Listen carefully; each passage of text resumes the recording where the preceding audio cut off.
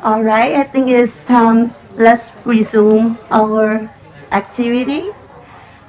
Next topic is about HPV vaccine implementation in Thailand, which originally in the agenda would be chaired by Dr. Tharet Gassanai Raviwong, Director General, Department of Disease Control, Ministry of Public Health, Thailand. Unfortunately, Dr. Tharet cannot join us today due to his duty, but a representative of Department of Disease Control, Ministry of Public Health is here to share the topic with us. So I would like to introduce our next speaker, Dr. Chaninan Sontichai. Currently, Dr. Chaninan is the Chief of Expanded Program on Immunization, Division of Communicable Diseases, Department of Disease Control, Ministry of Public Health. His topic for today is HPV vaccine implementation in Thailand and way forward. Please welcome Dr. Chaninan Sontichai.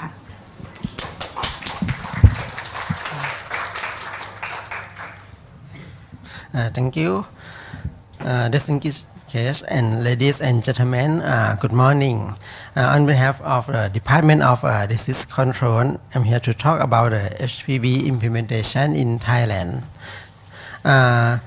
Firstly, the Thailand National Immunization Program has launched in 1977. Until now, 11 vaccines which cover 13 antigens are included in the routine immunization program under Universal Health Coverage Scheme. The Thai Advisory Committee on Immunization Practice work closely to the Ministry of Public Health to provide recommendation on vaccine protocol. At present, 3 services have been included in school vaccination, follow-up for routine vaccination for grade 1 students, HPV vaccination for female students who are in grade 5, and DT for grade 6 students. The vaccine prioritization mechanism was in place for pushing new vaccine into the national immunization program in Thailand, including HPV vaccine. The immunization expert works with a vaccine prioritization working group and propose list of vaccine to ACAP to consider and propose the list of prioritized vaccine through the National Vaccine Committee. The criteria for vaccine prioritization include both measurable and non-measurable components. The measurable component includes size of population affected, the disease severity, as an important of health problem, vaccine characteristic, and estimate budget for financial issues. Non-measurable components include economic evaluation, social implementation, and political commitment. An introduction of HPV in Thailand started since 2012 when Thai ACAP reviewed cervical cancer burden, vaccine information, cost effectiveness analysis, and then recommend HPV vaccine to the National Immunization Program. The HPV working group draft a HPV comprehensive plan for pilot project in the following year. The Department of the Disease Control started a pilot project in demonstrated province in 2014. A pilot project results was reported to ACAP in 2015, and the ACAP have reviewed the project and decided to launch HPV into the National Immunization Program. And ACAP also informed the National Vaccine Committee, the National Health and Security Office, and the National Essential Drug List, and that HPV vaccine was declared as the National Essential Drug List and was announced in the Government Gazette in 2016. The National Health Security Office procured HPV vaccine by the Department of Disease Control training for the public health officer, nurse, and the pharmacist. Finally, HPV vaccine was administered in grade 5 for school female students nationwide in 2017. The pilot project of HPV vaccination was demonstrated in Panakhon Si Ayutthaya province, which located in central Thailand. The number of female students in the province at that time was around 5,000. The objective were to assess the feasibility of the program as well as acceptability, vaccine coverage, AFI, and wastage rate. The pilot project targeted on grade 5 female students and out of school girl age 11 to 12 years old. 2 doses of HPV were given with interval at 6 months apart. The period of immunization was aligned with school semester.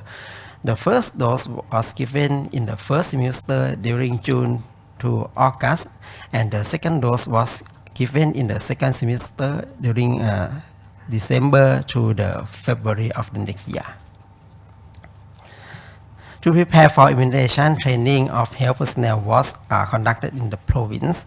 The immunization staff had a role to provide new vaccine information to parents and students, and also estimating number of target population. They also had to provide HPV vaccine and gathering the report, as well as AFI monitoring and vaccine stockpile and logistic management. The logistic route was planned to transport the vaccine to local stockpile and then distribute to immunization unit. The health education related to HPV vaccine was provided to all target population. During the pilot project, the HPV vaccine was given using school-based approach. Data was recorded in paper-based student health book, which you can see in the yellow one, and also the record in the electronic system. Immunization audit was carried out to monitor and evaluate the implementation, as well as AFI surveillance system was set up to monitor any adverse events. The results from demonstrated province show that the proportion of acceptability among healthcare workers, parents, and teachers were higher than 90%. The vaccine coverage of both doses were higher, even the second dose was slightly lower than the first dose. Most of the vaccine reported normal within 7 days after the shot, while 20% report pain symptoms. Other symptoms were reported in very few number. The wastage rate was 0.1% for the first dose and 0.2% for the second dose, which less than standard wastage rate that's set at 1%. Then in 2017, HPV vaccination program was expanded to cover countrywide as one of school-based vaccination program. The source of funding was 100% government support. The number of target population for entire country were around 400,000 female students per year, and the schedule and period of immunization was aligned with those used in the demonstrated province. Since 2019, the shortage of HPV vaccine supply was occur around the globe. In Thailand, around 3 cohorts of target female students who were in the educational year of 2019 to 2021 have missed vaccination. The HPV vaccination has restarted in 2022 when there was higher number of supply. To continue HPV vaccination service in the country, Thai ACAP had provided recommendation for HPV vaccine. In April 2022, the ACAP recommended grade 5 female students to be priority target group. The committee also agreed for the principle of follow-up HPV vaccination for missed cohort. Vaccination should be given to oldest female students first, following number of the vaccine procured. Furthermore, local authority may use other sources of funding to procure vaccine for the missed cohort. Later in November 2022, ACAP provide more recommendation in case of insufficient HPV vaccine supply in the country. First dose can be provided to present and the missed target group first and delay the second dose. However, as more product from a new manufacturer coming in the future, the ECAP will consider appropriate protocol for HPV vaccine from new manufacturer and recommend for the immunization program for further implementation. That's all of my presentation. Thank you very much for your attention. Thank you very much, Dr. Chaninan. Are there any questions from the floor and any comments? Yes, please. I don't have a question. It's really a comment. I think that you have developed a really excellent program.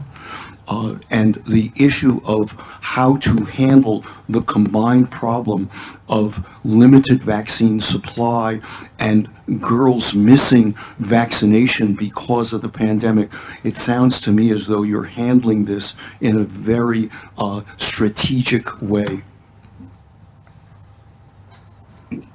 So you're doing a very good job at first dose, 75%, but I'm just a little curious, the 20%, is that refusals? Or is it just logistical aspects that you're not reaching the other 25%?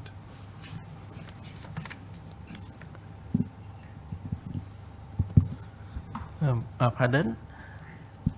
So your first dose vaccination rates are about 75%, which is very good.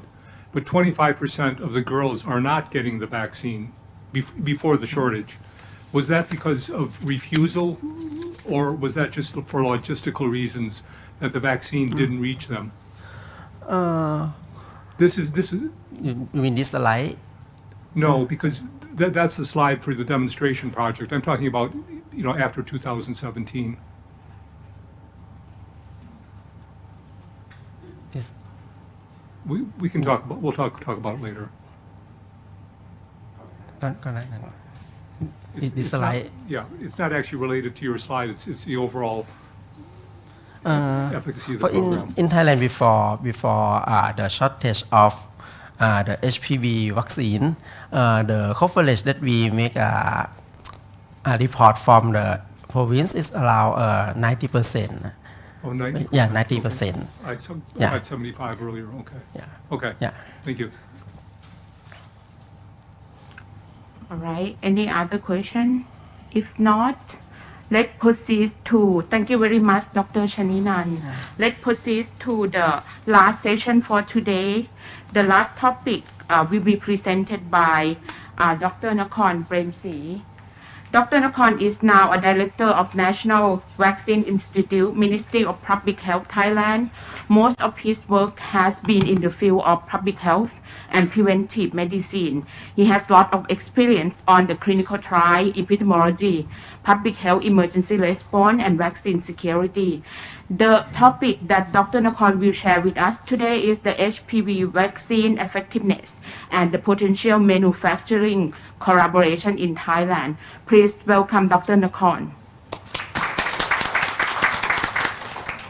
Thank you very much for the kind introduction, and I'm very honored to be invited today. Thank you very much to the Virology Association of Thailand and also the Faculty of Medicine at the Laureates Hospital, Mahidol University. I would take this as an opportunity to inform you regarding our current study of HPV effectiveness study and also the potential collaboration on manufacturing of vaccine in Thailand. Dr. Patama kindly give an introduction on the epidemiology of the oncogenic type of virus, HPV virus in Thailand. We have approximately 8,600 women who were diagnosed of the cervical cancer in every year, and around 5,000 women died from the disease in each year. And the cervical cancer ranks as the third common cancer among Thai women, and the second common cancer among the Thai women who age between 15 to 44 years of age. We may observe that the common type are the HPV type 16 and 18 that covered by the vaccine of bivalent and four-valent vaccine. But I would take this opportunity to take a caution observed on the other type that may not be covered by the current vaccine that we use in Thailand. That normally when by the epidemiological nature of the virus, when it has been suppressed by the vaccine specific type, the other type will be more dominated in the period in the following of years. So meaning that the other type will be more predominated that was not covered by the vaccine, and we do need to have a good surveillance system to monitor that situation. One thing that from Dr. Chaninan saying that it's about the burden of disease is one of the starting point of considering of vaccination implementation in Thailand. And we need to admit that we don't have a good data collection in the disease-specific pathogen on that. For example, the HPV related to cancer, we do need to have a very special surveillance system to detect on the serotype distribution or the oncogenic type distribution of the virus among the cervical cancer. It was not in the normal surveillance system of the disease notifiable system. And as Dr. Chaninan informed that the vaccine that was introduced in the nationwide program in 2017, but vaccine available in 2006, right? So it took more than 10 years to get the vaccine into Thailand. And you may observe by the last presentation of Dr. Chaninan that the CIP of Thailand recommended the vaccine in 2012. So it took another 5 years to have the vaccine into the program. So the main reason is about the price of vaccine. We may remember that when first vaccine introduced Thailand by the private sector, it was $700 per 3 doses regimen. It's 20K Thai baht to get the complete vaccination program. So that's, I usually got the information from our teacher that the expensive vaccine is not effective vaccine. So we do need the vaccine that can be affordable. So that's why when the price came down, then it can be feasible for Thai people. And right now it's only 10 to 12 US dollar per dose. So that's almost 70 times reducing of price. And this is the nature of vaccine business as well. When we would like to doing a business of vaccine, the first launch of vaccine usually more expensive and less affordable by the developing country. So this is the situation. The coverage of this is the estimation of first dose. This is a programmatic implementation that Dr. John observed that the coverage of the first dose only 76 or 66 later on. Because this is the nature of program implementation when it first launched in the program, it would take some time to escalate the coverage of vaccine. But unfortunately, the supply of vaccine was a problem, and we faced with a shortage problem of supply of vaccine. Even we have the money, but we don't get the vaccine. And then it's the same situation to COVID-19 that even we have more money, but we cannot get the vaccine in the timely manner because the supply constraint. So right now, Thailand, we participated in the single dose HPV vaccination study. When I was a director of Division of Epidemiology in the Department of Disease Control, we have started a collaboration program with IVI, International Vaccine Institute, that based in South Korea, in Seoul. And we have a good collaboration, then I will elaborate more. And we still seek for the other collaboration because this is to create the vaccine supply and the vaccine self-reliance within our country, and it is a mandate of National Vaccine Institute. So I would make a comment a little bit on this study. It was kindly introduced by Dr. Douglas and also Dr. Patama regarding this HPV vaccine effectiveness study in Thailand. It's an observational study. It's like a community experimental that we give the vaccine to all the female students in one particular province that got single dose, and another province have 2 doses. So single dose in Udon Thani and 2 doses in Buriram. And then it will measure the effectiveness of the single dose of HPV vaccine that administered to young women comparing to the 2-dose regimen. And it will generate the data on the single dose effectiveness. This is effectiveness, not immunogenicity comparison. And it will inform the global public health policy regarding the single dose regimen strategy.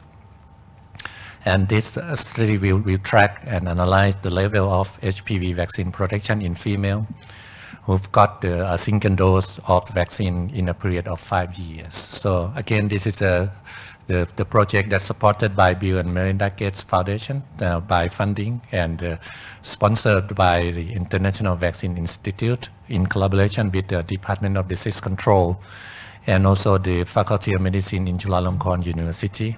Professor Yong Puvarawan joined us as a laboratory collaborator.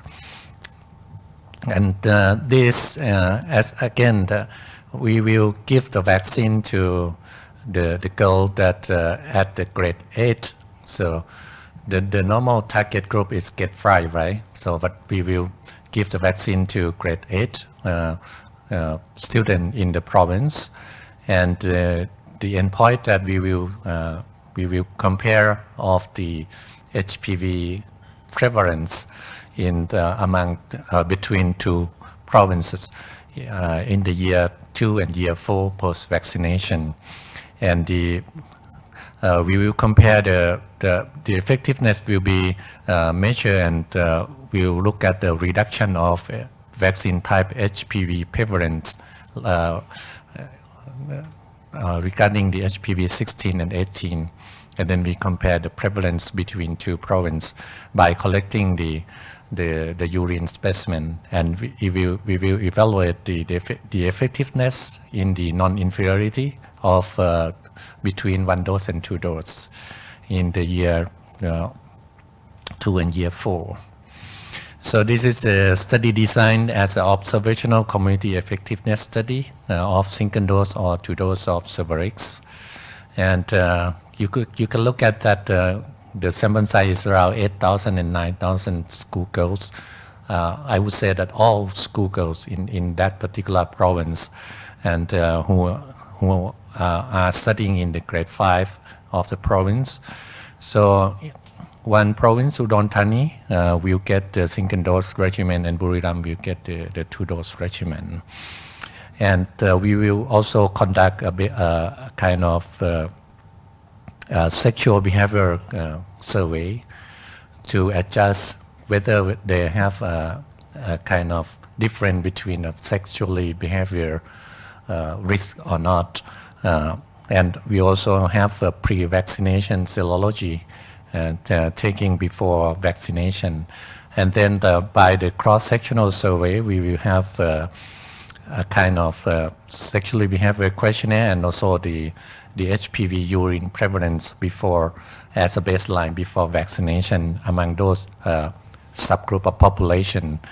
And then by the year 2, we will have again with the sexually behavioral questionnaire of the girl that who grow up to the grade 10 and then grade 12 as a comparison.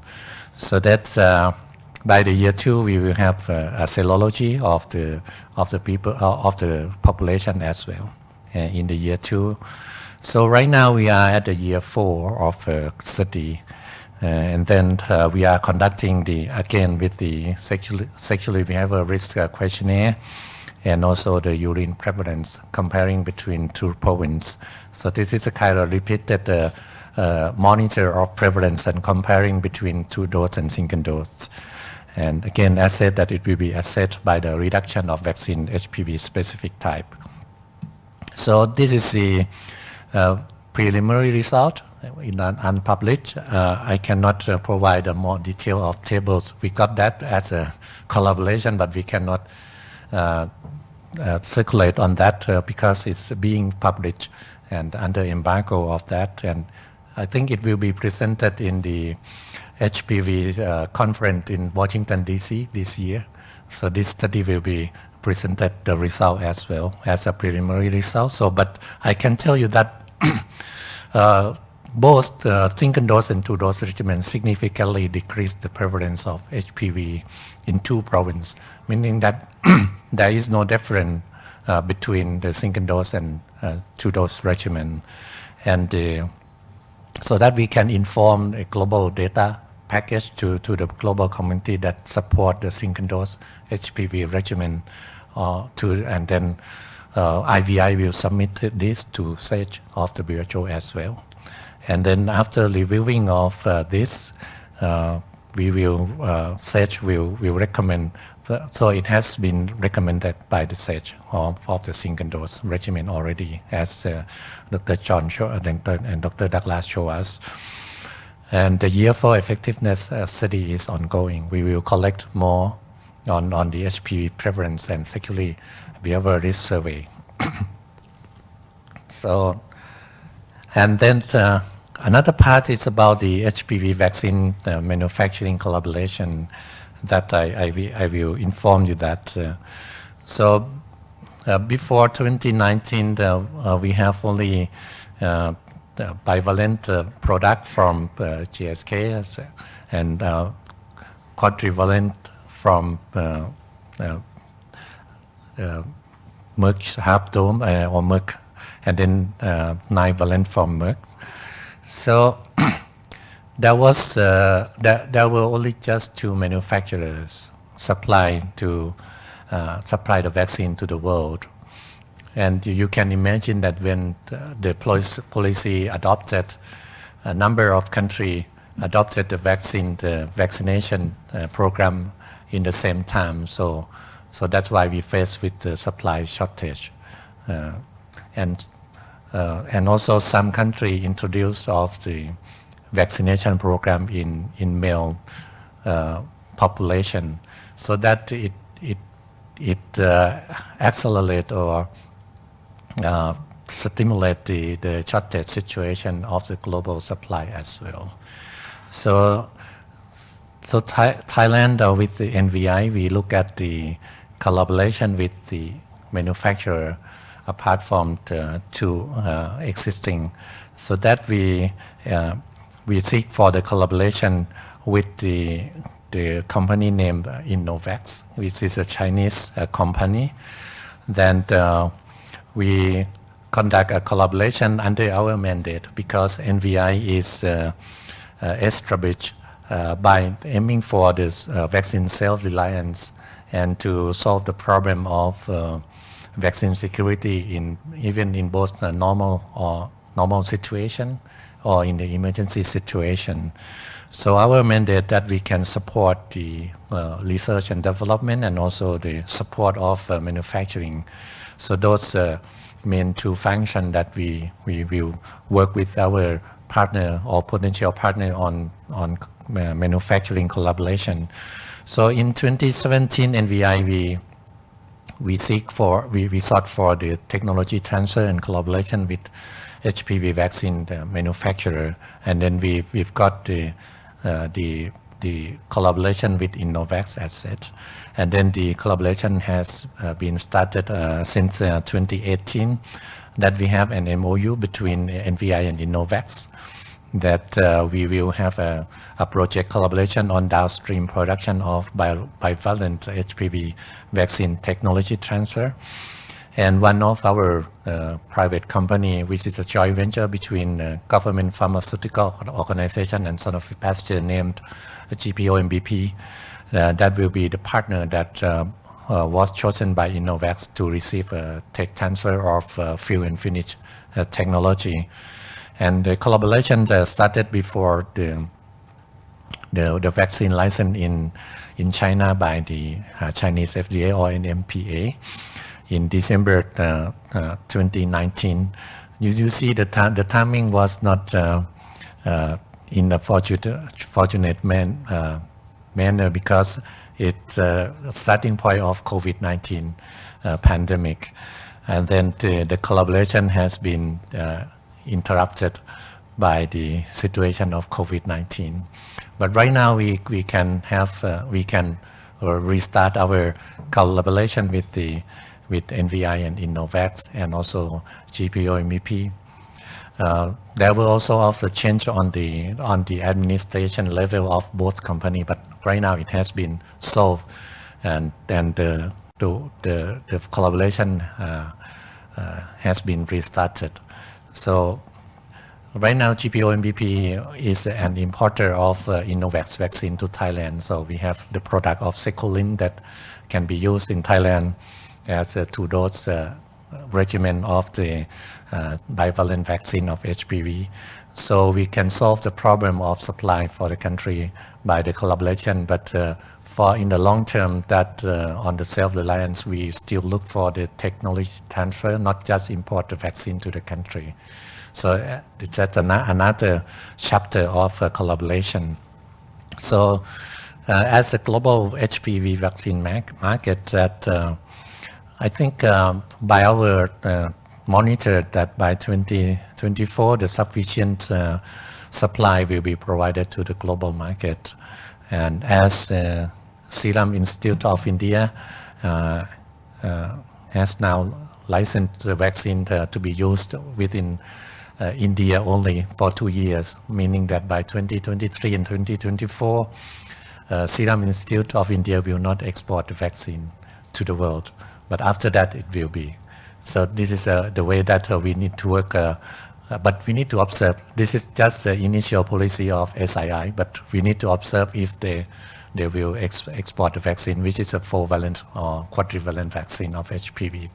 And if it come earlier, it will be a kind of resolution of the global market shortage supply as well, and then we may get the more cheaper vaccine on the program. I would take the opportunity for open the collaboration opportunity that Thailand right now we have developed a lot of capacity regarding vaccine research and development and also manufacturing capacity. During COVID-19 period, 3 years for now,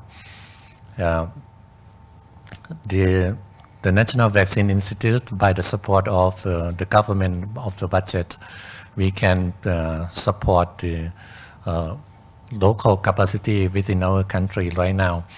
By the platform of viral vector, we can have a group of people who can conduct the vaccine discovery on by the biotech of and NASDA, and the manufacturing, a large-scale manufacturing scale can be done at sample size of a viral vector platform. So by any antigen, if we face with the emerging infectious disease, we can promptly respond on that. And by the nucleic acid platform, mRNA, we have a faculty of medicine at Chulalongkorn University who can conduct the vaccine discovering phase, and the manufacturing can be done at Bionet Asia that got the support from NVI on building up the capacity of mRNA production over there. By the inactivated platform of egg-based and cell-based, the government pharmaceutical organization or GPO is the main responsibility of the country, responsible agency of the country, that they can produce a vaccine starting from R&D into manufacturing at the egg base. And you may observe, you may heard about the NDV hexapro or using a Newcastle disease virus as a base and then put the gene of COVID-19 into that, and using egg-based influenza manufacturing capacity to produce COVID-19 vaccine. So this is a new technology that we've got a collaboration with the University of Mount Sinai and University of Texas in US, and support by Bill and Melinda Gates on NDV hexapro of GPO vaccine on COVID-19. For subunit protein, we have a group of plant-based named Bayer Phytopharm, which is the spin-off company from Chulalongkorn University, who can conduct the R&D and through the manufacturing scale.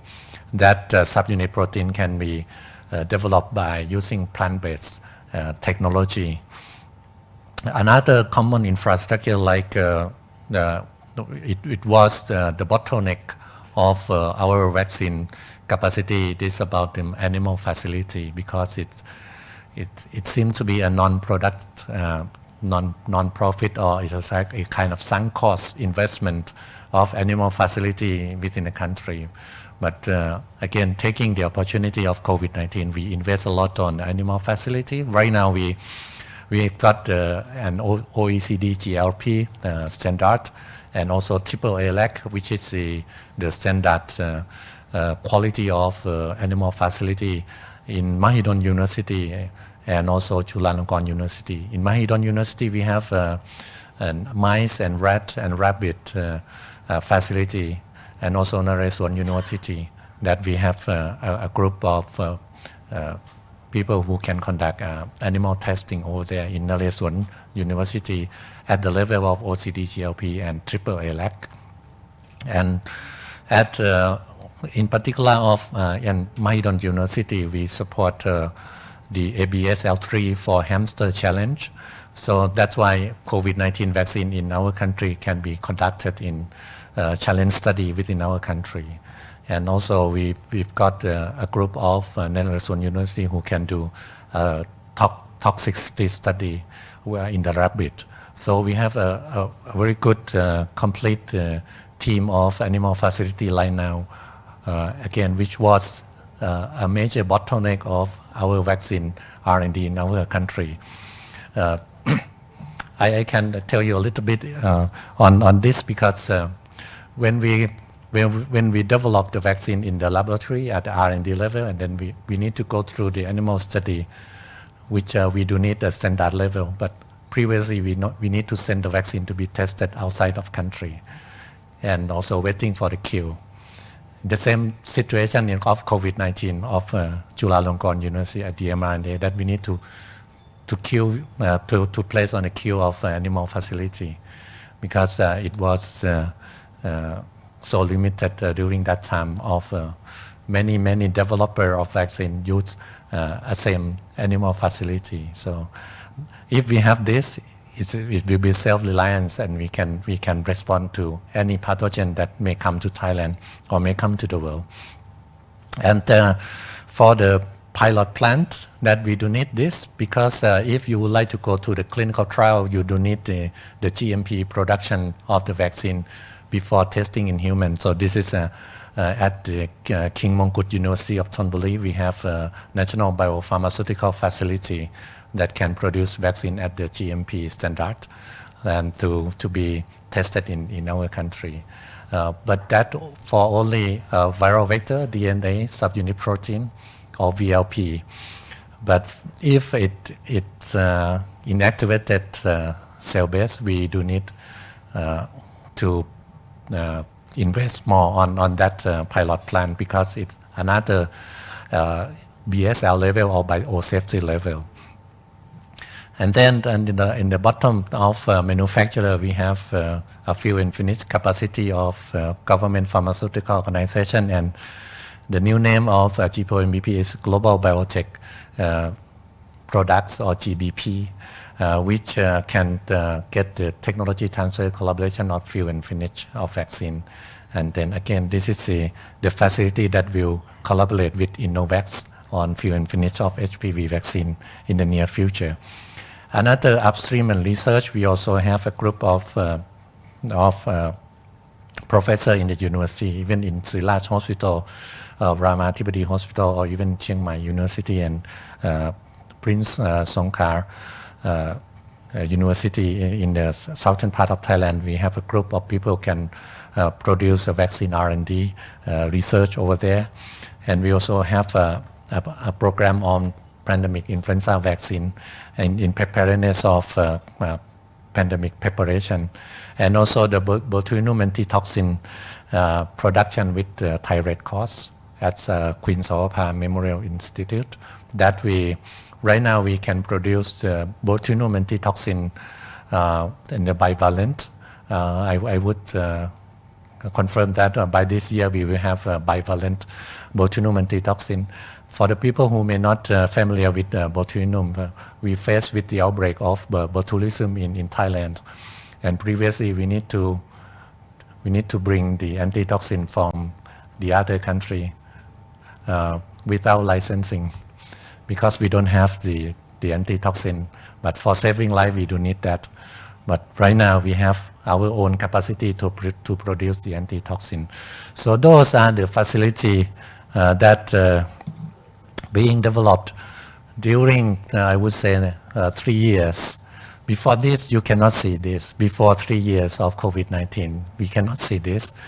When the first time that I took the position of a National Vaccine Institute, I would think about 10 years to get some of this.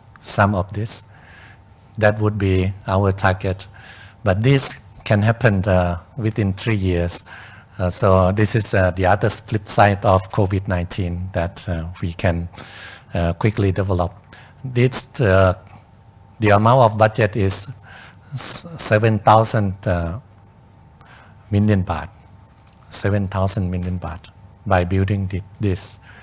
Previously, the funding support to vaccine R&D is only 20 million baht. But within 3 years, we've got 7,000 million baht. So you can think that if we get 20 million baht per year, it would take 20 years to get that. I don't know, maybe 30 years. But this is only 3 years. So by the way forward, we still looking for the collaboration with the clinical trial of vaccine, especially for the single dose effectiveness study with the other product like Innovax or maybe from Serum Institute of India. And also looking for the vaccine R&D and production collaboration to ensure the adequate supply. We can estimate that there will be more demand of vaccine, like one of the questions asking about the vaccine for male population. So this is a kind of equal, right? So we usually call for the gender equality, but that's called from the female part. So this is a kind of call for equality from male part. So this is a kind of the equality of the nature. So I would thank for this, for your attention, and again, I'm honored of being of the speaker of today. Very, very honored. Thank you very much, Kap. Thank you, Dr. Nakorn, very much for your talk.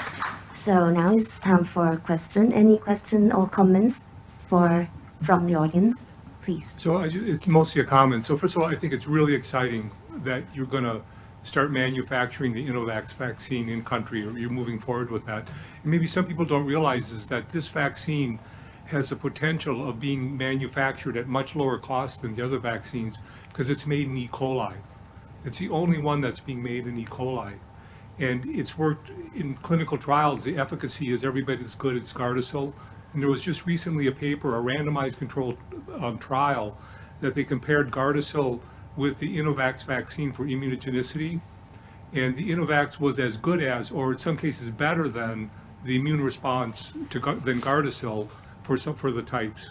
So it's a very good vaccine, and it really can be manufactured at low cost. So it's really a perfect vaccine for you to develop. It's really congratulations. Thank you very much. We will continue our working. So hearing from you that encourage us to work with them more intensely. Thanks. อาจารย์กุลกัญญาเชิญค่ะ Thank you ค่ะอาจารย์นคร This is very exciting everybody in this room and also online would have a very hopeful, perspective that we will produce even from the very initial step of packaging to to early steps. But can you elaborate more on the being launched for or initiation for production? What's the timeline that it could be in Thailand, and also that what's the timeline would you expect that they will develop the non-violent vaccine? Thank you. Yeah, no, thank you very much, Ajahn Kunkanya, for that question. This is a tough question because this is not under our control because this is a business.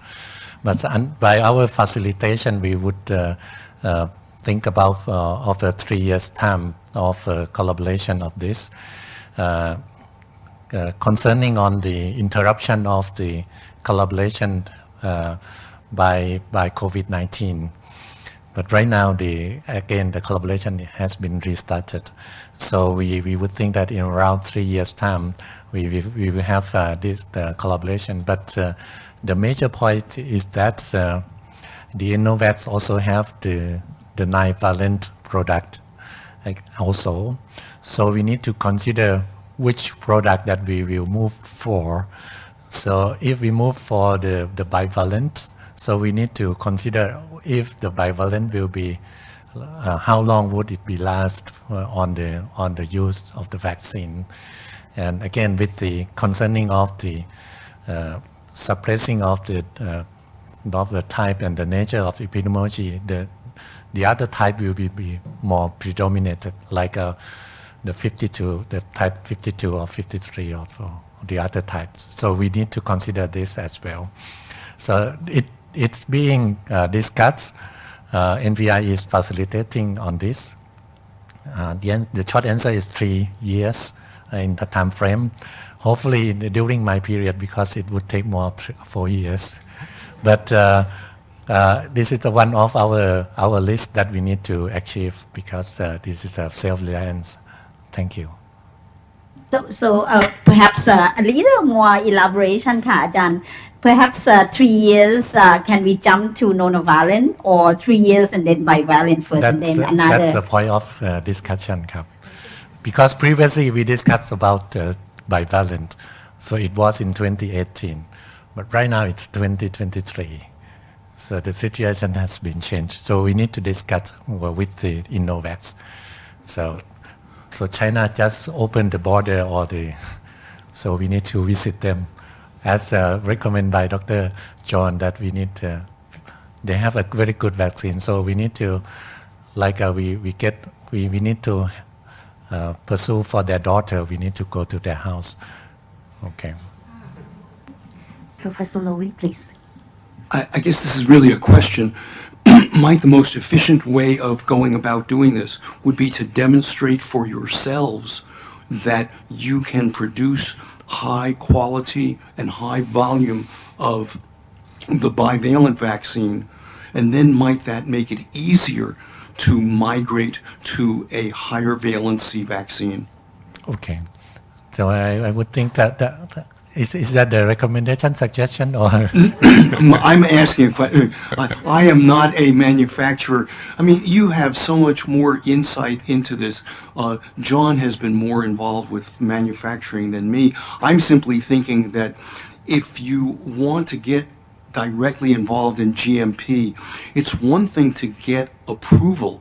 It's something else to make, hundreds of thousands of or millions of doses of something that is in a vial, and is reproducible, etc. So we have an expression, please. You should walk before you start to run. I'm sorry, may you please? Yeah. We have an expression that you should walk before you start to run. Oh, I see. I see. That's a very good suggestion. Yeah. I would take that because right now we need to walk first. Okay. But again, it depends on the trend of global market as well, and the trend of the country as well. So if it would take 3 years from now to get bivalent produced in Thailand, So we need to answer ourselves that we would continue to use bivalent vaccine in our country for how many years. So that's one question that we need to consider, and we take that as a consideration. I'm sorry. For the fill and finish production, we don't see the much difference between the bivalent and the bivalent fill and finish production line. So which one we can start without any significant difference. But the thing is about when we invest on that collaboration, so there may be some cost. It's costly because we need to pay for some of the licensing. Then we pay for bivalent. We need to consider if we will continue for maybe 10 years or more, or even we get that only 5 years and then we need to work again with the bivalent. So this is a very dynamic situation that's why we need to consider by ourselves as well. Okay ค่ะ then thank you Dr. Nakorn again very much ค่ะ for very fruitful discussion. All right, now I think it's time to open the floor for the discussion. I would like to invite Professor ประเสริฐ เอื้อวรากุล from Department of Microbiology, Faculty of Medicine, Sirat Hospital, Mahidol University to moderate the discussion session. Professor ประเสริฐ please. Still has a lot of questions from online, so you can start, อาจารย์ Yeah, but well, is there any question in the room right now? If not, then we may consider with Dr. Paporn question from online. Please go ahead. Okay, let me start with the online question. I think this is from the beginning of Dr. Lowy's talk. The participant asked about, is it necessary to get the HPV vaccination for males? You think it's going to be better to control the infection for male? The short answer is, is yes. Vaccinating males is better than non-vaccinating males. The question really is cost effectiveness, and is it worth the investment? And that will depend on several factors. One is uptake in women. Two is the relative incidence of HPV-associated cancer in men. And three, how important is men who have sex with men in the particular location? Because the models suggest that a major advantage of vaccinating males is that you will eradicate HPV in men who have sex with men much faster than if you just vaccinate women. Some of the modeling, though, has suggested if you just focus on cervical cancer, that doing catch-up vaccination of older age groups is more cost-effective. You get more bang for your buck than vaccinating males. Okay, so until you do your catch-up vaccination, you should probably wait to do males, is what the modeling suggests for cervical cancer prevention. Okay, so let's move to the อาจารย์ค่ะเชิญค่ะ Can I add a little more on this question back to Dr. Chaninan, perhaps the Minister of Public Health? We talk about this because, as you said, one of the major factors is what's the prevalence of male who have sex with male incidents in the locality, and that Thailand may have somewhat higher incidence relatively. Higher incidence, and we talk about this, and while we having more supply, and particularly in domestic availability of the production, would that be the direction of the Ministry of Public Health at all, to perhaps starting with male vaccination as well, because the goals we may not achieve female vaccination over than 80% in a short period of time.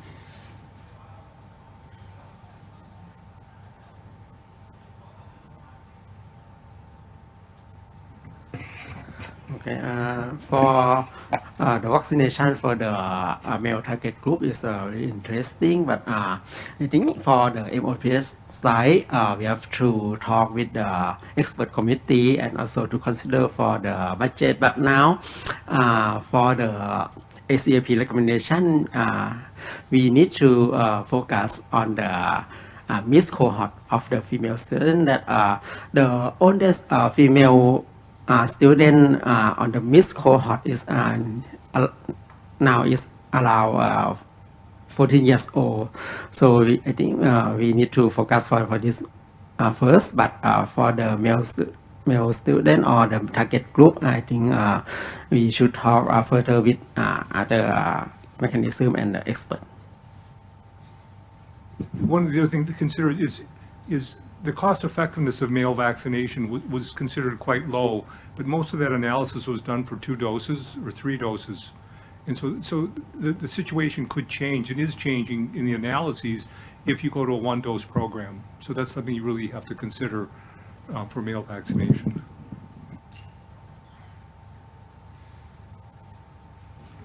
Yeah, next question. Basically, you're talking about 1-dose vaccine a lot, and some people here, they wonder, is it possible to increase the amount of antigen to make 1 dose more effective? What do you think?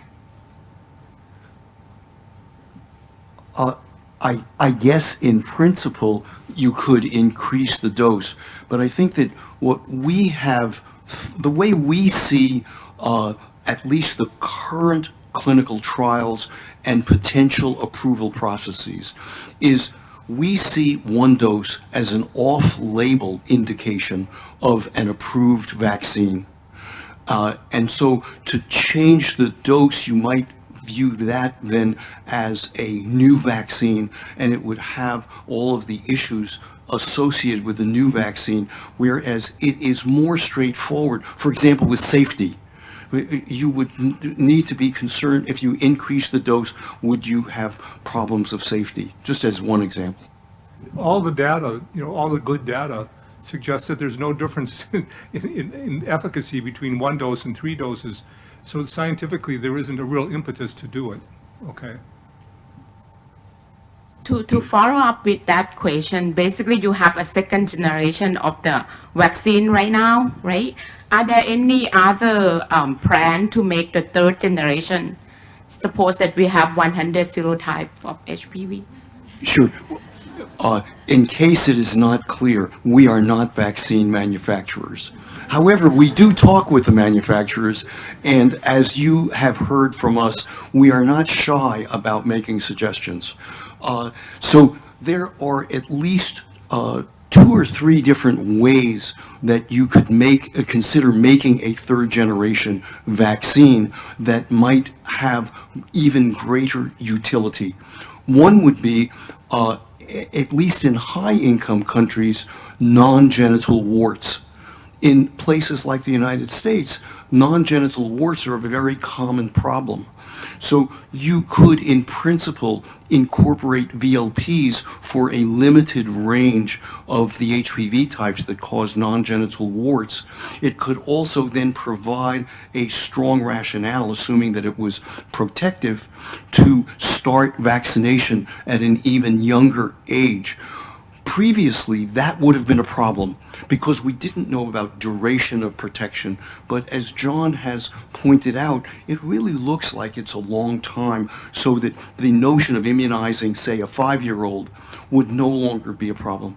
Another possibility would be to add an epitope from the minor capsid protein, L2, which has cross-neutralization epitopes, and several academic places have shown that you can get really pretty broad protection, especially when you incorporate that into a VLP, and maybe that could become something. But the 3rd possibility would be a pan-HPV vaccine, so that after a certain amount of time, you would no longer need to screen people for cervical cancer. And in the United States, for example, in the near future, we will be starting to screen men and women who are HIV positive for anal dysplasia, because our anchor trial showed positive results that treatment of high-grade anal dysplasia decreases the risk of progression to anal cancer. John? Okay. So I think the next question probably go to Dr. Nakorn. He said, actually, if the vaccine, you can give one dose and we get cheaper vaccine, is it possible that it will be given to people like for free in our country? Right now, it's already free for all Thai girls in the target group of population. And I think it a little bit different scenario between the single dose regimen and the service charge. So for the moment, the question may come because right now the vaccine is available in the private sector, but not yet fully implemented in the government program.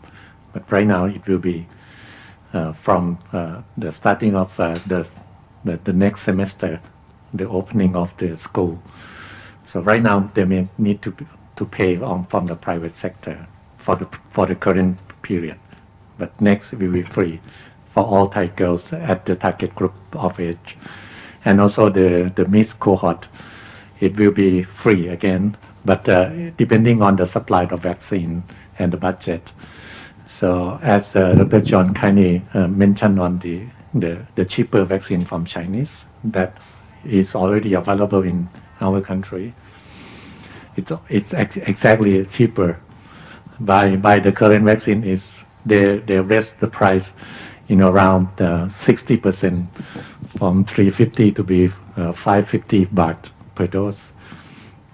550. Previously it was 350, but right now the price go to the 550. So that but the vaccine from Chinese company is more cheaper than 300, something like this. So this is an opportunity again, and then we can expand to the missed cohort population. And then the answer is yes, but for all the single dose regimen, it will be conducted in the way that the ACAP recommend that if we could not find the adequate supply, we should go with the first dose and then delay the second dose. Delay the second dose meaning that we still use the two-dose regimen, but we just delay the second dose to expand the coverage of first dose more quicker. So that's the approach that ACAP recommend. We still use two-dose regimen, but may delay the second dose. Okay, I don't know if the answer is to the question, but the question is kind of mixing between the single dose and the free of charge of vaccine. Asanka, this is my curious. When you present about your clinical trial in Udon Thani and Buriram, for the group of Udon Thani girls who has one dose, when the study is finished, are you going to give them the second dose? So that depends, because we need to observe the serology. Yeah, so I think we've got the information from the previous study that even we follow up the immunogenicity, the level of antibody is still be the same after 11 years between the single dose and the two dose. In our study, we need to follow up again on that as well, on the serology study, and also the prevalence of the HPV related type in that particular area. So this is a real world data study. We need to keep follow up to see that it will give the same answer to the other study. So my understanding, is if the protection is equivalent for 1 and 2 dose, and the fact that the WHO now approves single dose vaccination, that if those two things really suggest that, then you wouldn't give the second dose. It's much more important to follow them up long term. And that really gives you cover, because the WHO recommendation says 1 or 2 doses is approved. Yeah, Ajahn Prasad, that is all for now for the question from the audience online. You can proceed further. Okay, may I follow up with my question? I'm curious why the study was done in a little bit older girls than the target population. Yeah, because during that time we need to pass to the ethical committee, and during the 2018 we start our study, the vaccine is already available for the younger age group. So we start our study in the older age group at the grade 8, so that we will not repeat with the. So this is a kind of community experimental that one of what we call the contamination of the study population. So to avoid the contamination of the population, meaning that we will get the naive population, so who are really unvaccinated by that time, to enter into our study. So that's the design of the study. If we take the younger age group, it will be contaminated. Like if we would like to get the single dose, but that particular girl may get the 2-dose regimen from the national program already. So that's why we take the older age group, and to ensure that they will have enough follow-up time during their study period. So we need to follow up them in a longer period of time. And one of the reason that we selected those 2 provinces, that the percentage of the continuation from grade 8, 9, 10 to 11 and 12 is high enough to ensure that they will still be in our program by the school-based program. So this is another reason that's why we select those 2 provinces, and not have too much population that we can have a good follow-up. If we select Bangkok, that will be very headache. So that's why we select Udon Thani and Buriram province. So I just add this because this is a way that how we design the study. Okay. Well, continue with the 1 dose. After the Costa Rica study, would there be an approval from FDA as the standard regimen, or is still going to be continue to be alternative regimen?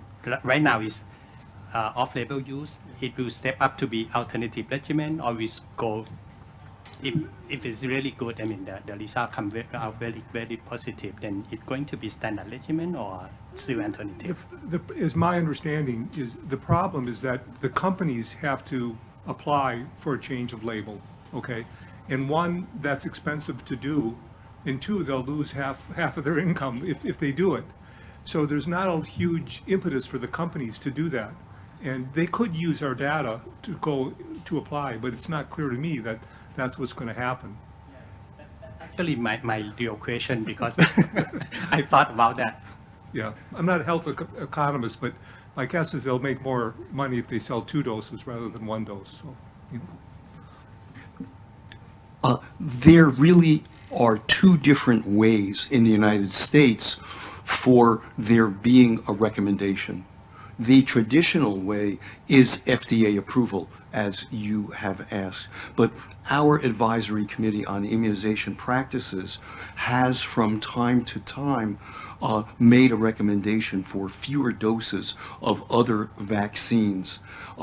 And so if there is no sponsor, that is Merck, GlaxoSmithKline, or some other company that wants to come in for 1 dose to the FDA, the ACIP could, on the basis of the evidence, make a recommendation for 1 dose. Well, because I was thinking that, I mean, as you said, the company wouldn't like to do that, but with more competitors that may register later as single dose, would it be incentive for the, I mean, standard company to move from 2 dose to 1 dose? Do you think? So I do not have a degree in international patent law. there are certain restrictions for where you can sell.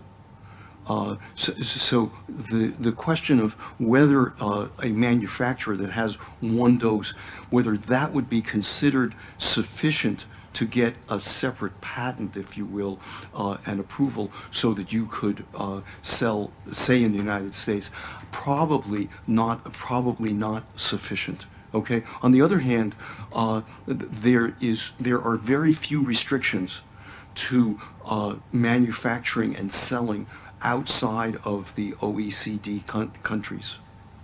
But the patents will run out, eventually, but there's always these sort of add-on patents, so we don't really actually know what, when the secondary, tertiary patents will run out. The primary patents will probably run out in about 5 years, I think, but we don't know what other patents they have. If there's still no question, may follow up. But one back to scientific immunology question. Okay, again, go May I first. ask one question?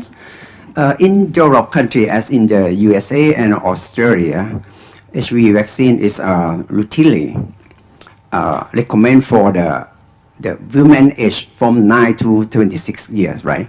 And is introduced in the NIP or National Immunizing Program.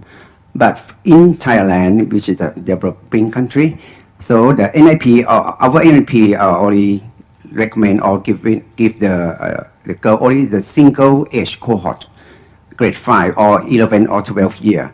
If we achieve 90% of the HPV vaccinations in this cohort as recommended by the WHO strategy, do you think we have to extend the age for vaccination in Thailand to catch up like a 26 year as in the developed country? It's a great question. It is dependent to some degree on vaccine availability, but also the cost-benefit ratio for the vaccine. I think that the data from Denmark, and they're very similar data from England and from Sweden, indicates that if you vaccinate young women before the average age of sexual debut, you will get a major benefit from the vaccine. But if you vaccinate women after the average age of sexual debut, the benefit becomes much less. Of course, I am not familiar with sexual debut practices, what the range is, etc., in Thailand. But that, to me, would be the big question once there is not a problem of vaccine constraints.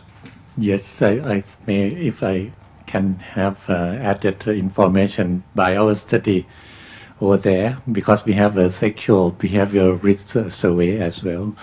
So at the student at grade 8, so more than 30% experience of the sexual behavior, more than 30%, and there may be some of the higher in another province. But and also by the prevalence of HPV is more than 15% infection occur among the grade 8. So the older, we will see more prevalence of HPV infection in the older female population. So that's why vaccinate in the older population will not get the benefit adding to that. So screening maybe, as you said, screening is good for the current population generation.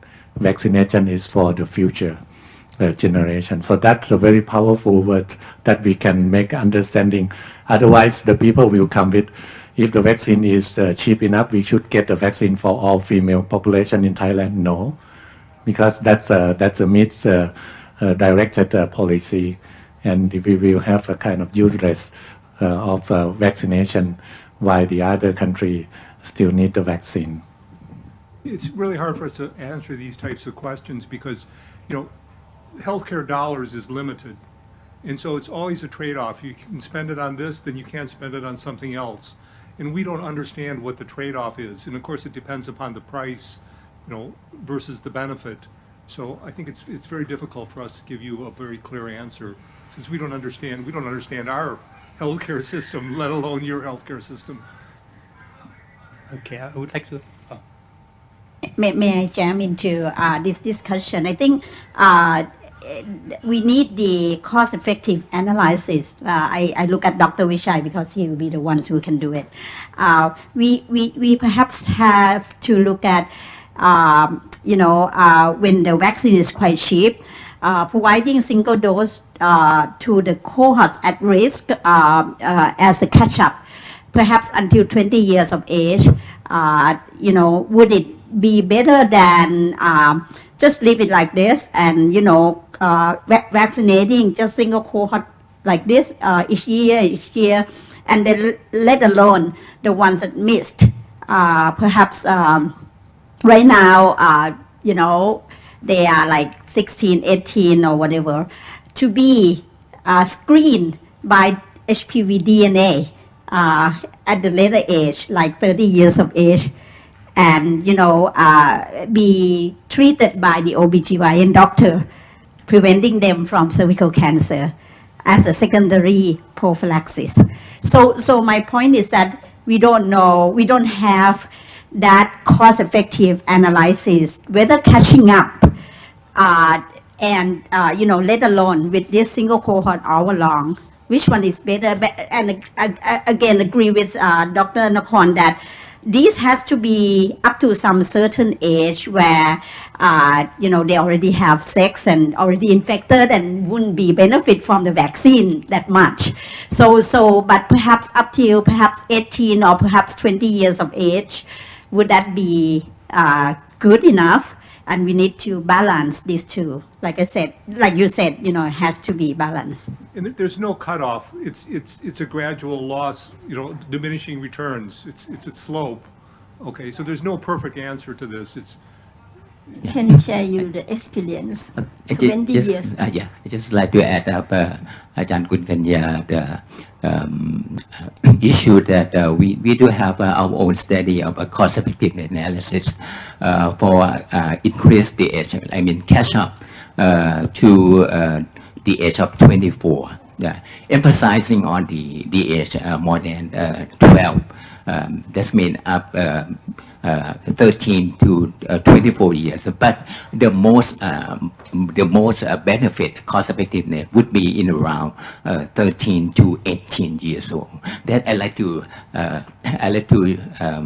urge for the Ministry of Public Health, Ajahn Chaninan, and also Ajahn Nakorn, that if we have a lot of supply for the HPV vaccine, I think that the next priority of our group, apart from male, I think that the second priority should be for the catch-up group between 13 to 18 years. Thank you. Would like to share my experience when I was young. A long time ago, yeah. At that time, the cost of rubella vaccine and hepatitis B vaccine were expensive.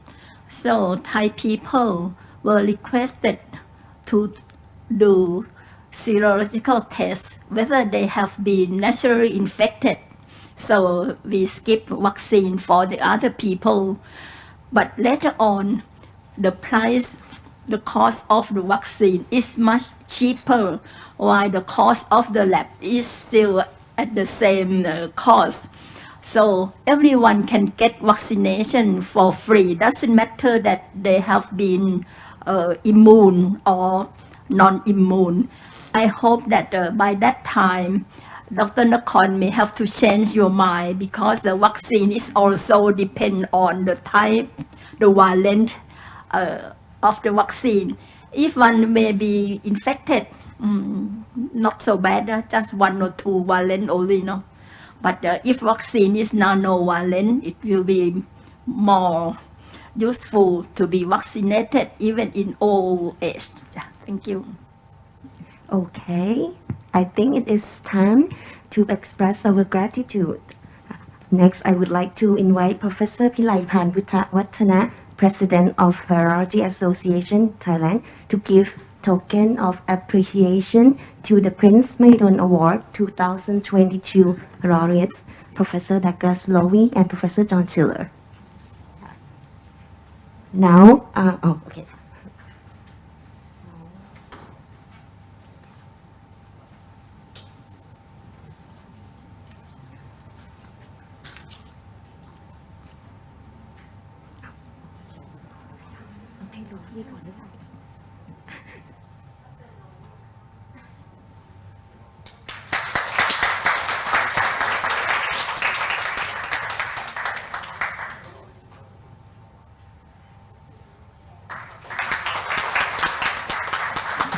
Now let's take a moment for taking a group photo with the Prince Mahidol Award 2022 laureates.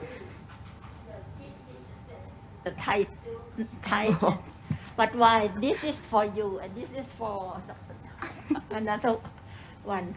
Because when we choose the Thai for you, our staff have to go in your history of presentation and notice, observe what color of tie you prefer.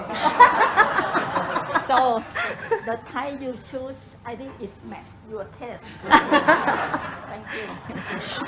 Thank you อาจารย์พิไลพันธ์ for the explanation ค่ะ Now let's take a moment for taking a group picture with the Prince Mahidol Award 2022 laureates. So I would like to invite all invited speakers, all executive and administrative boards, and all organizers for making this event happen together. At the back ค่ะ Please ค่ะ